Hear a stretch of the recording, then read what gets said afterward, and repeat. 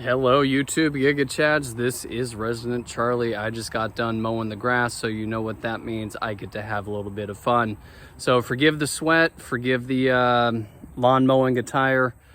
So in this video, I'm going to be doing the ballistic gel again. I have 20 inches of ballistic gel this time instead of 10. I'm going to be doing my final review of the Hornady XTP. My goal today is to see if my reloaded Hornady XTPs perform just as well as the factory ones.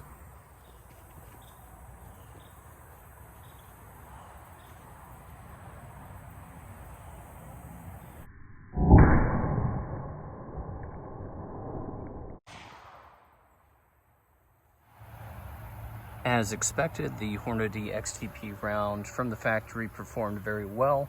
I got a overall measurement of about 16 1/4 inches, and it ended up in the fourth brick over here. When you're shooting these in ballistic gel, you want to be anywhere between 12 to 18 inches, so this is doing quite well. Expanded well, shrunk down a little bit, but that's not too bad. Later on, I'll take measurements of the expansion and the weight.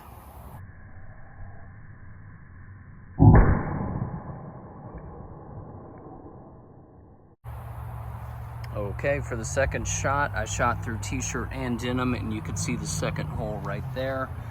What's concerning to me is that there is overexpansion. So the second track is on top. There's our first shot, but you could see that second track of lead traveling right there. So it's in the fleece bullet stop. So we're gonna find out where it is. Oh, it's right there. Okay. That's a bit of gel on there. So you can see right there, right in the very center, that is the denim. So the bullet clogged and it over-penetrated. Now, the problem with the over-penetration is that you could cause harm to innocent bystanders if the bullet travels too far.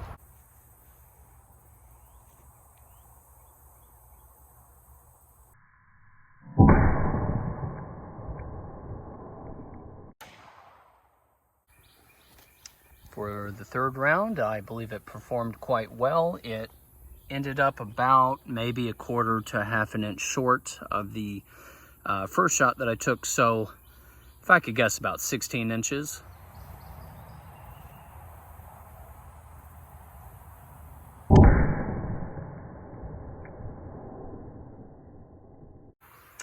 The fourth shot I took did over penetrate, just like the other one through the denim layer. We are at about 19 1/2 inches.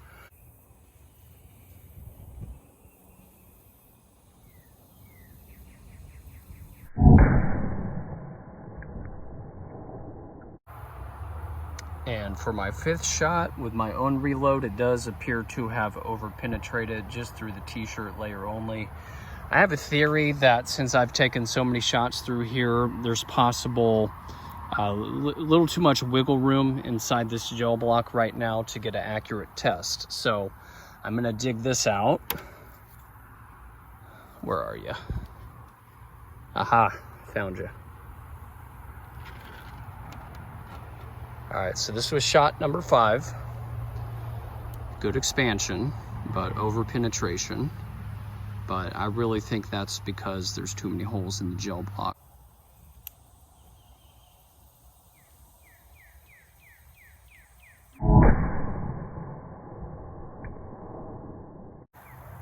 I had a pretty good idea to flip around the orientation of these blocks. So everything's kind of reversed. This is the hole that I just made, and you could see the darkness of the denim through the gel block here. Now, the issue that I'm running into is that it did penetrate past 20 inches, which is no bueno. And this is one of my own reloads. Yep, and there you are. Decent expansion, but not as good as the previous.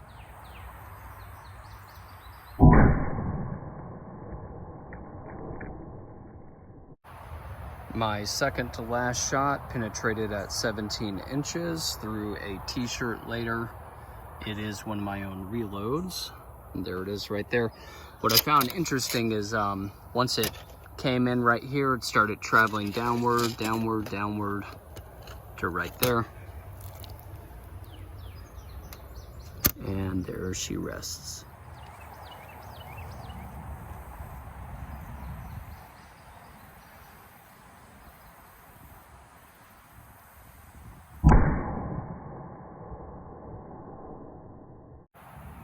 Okay, my last one that went through the denim layer did unfortunately over penetrate because I can't see it in the last block.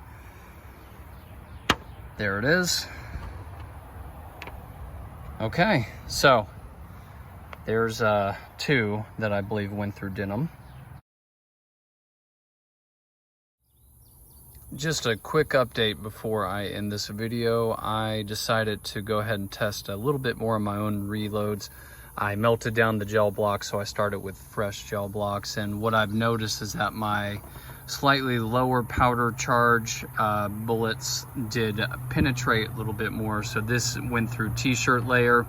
The one back there also went through the t-shirt layer but had a slightly higher powder charge, so it is about ½ an inch behind the other bullet, which is what I want. These two right here, that one and that one, were both through denim. This one was the lower powder charge, therefore increased penetration. This one was the slightly higher powder charge.